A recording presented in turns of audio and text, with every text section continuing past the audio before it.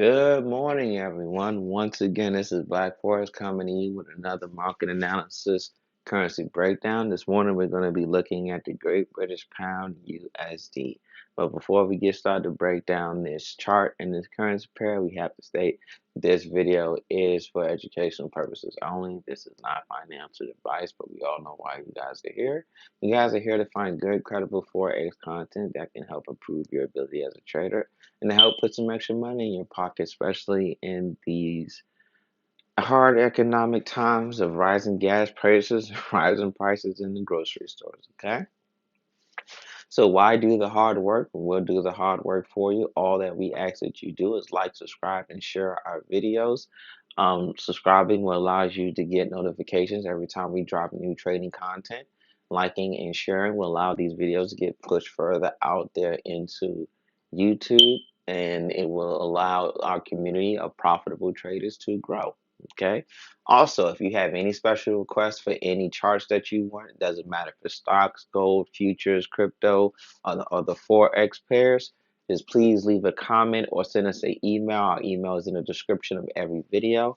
You can either send us a comment or an email and let us know what type chart do you want broken down, and we will have that posted for you. Okay, we have a requested video that's going to be posted today as soon as we get done with the business of the USD pairs. Okay, so with that being said, now let us discuss what is happening with this currency pair on the chart, starting with this currency pair. Okay, first we're going to start off with the British pound. Okay, now the Great British Pound has not had a lot of economic news come out about it this week.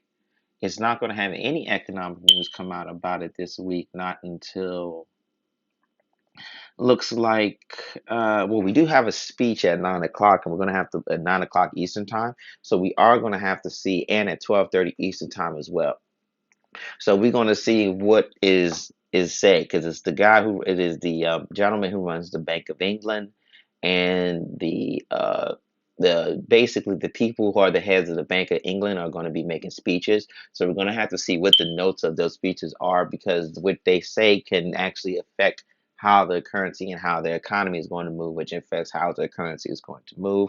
But we don't have any scheduled economic news until 2 a.m. Eastern time, just prior to the opening of the London session tomorrow morning. Okay, so the last economic news that we did have come out about the Great British Pound was on the 13th, and that was some negative news. And we've been having over these last several trading weeks more negative news and positive news coming out about the British pound.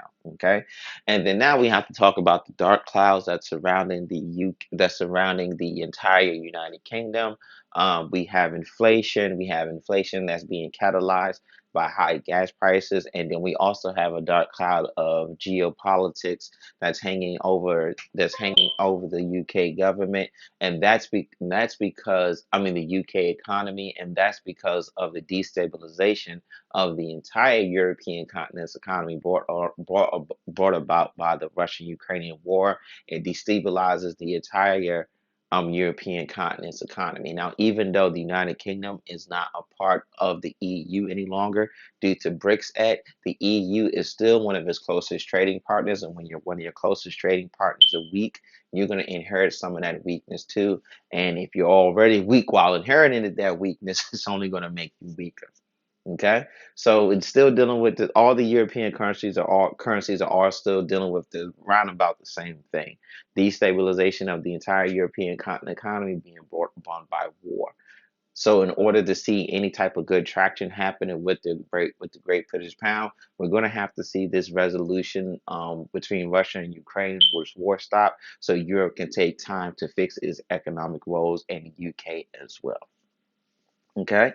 Now, also with the U.S. dollar, we're coming into the latter part of this trading week with the U.S. dollar still remaining one of our stronger currencies, and it is still gaining traction in its strength. We've been having a lot of positive news come out about the U.S. dollar throughout this trading week, more negative news than positive economic news, and we do have some news coming out at 8:30. 8:30 Eastern time, just prior to the opening of the New York session. So we're going to have to see how these things play out in the continuation of the traction of the gaining of the strength of the U.S. dollar. Okay, so if the news comes out very, very bullish, very positive, very strong, then we're going to see that the US dollar maintain or even gain more traction in gaining back its strength that it's been losing since January. But if it comes out bearish, weak, or negative, we're going to see a slowing down of the traction of the US dollar. It does not mean that the dollar is weak. It just means that the traction on which is gaining its strength is starting to somewhat slow down. Okay? So now let us break down what is happening on the charts. We're dropping, we're dropping, we're dropping. We did have a push up, but now we came down. We had a pathetic push up, and now we're continuing to go down. Okay, how far down we can go? Looks like we're going to go back down to this area, back down to this area here, even below this market structure here, before we see a pickup in retracement again. So we're starting to see, looks like prices bouncing between these two areas. Which every time we get here, we're going down, and every time we get here, we're going back up. Okay, so looks like we're going to be here and possibly even get even lower. Okay, so we could do a straight shot down, or we could continue to range out from this area, have a slight push down, pathetic push up, and then continue to come down, or we can have a straight shot down. So we'll go over this one more time. We can either have a straight shot down, we can range out from here and go down, or we can range out from here, have a slight push down, pathetic push up, and then continue to go towards the short side. Okay. Hope that information was helpful for you guys. Happy trading.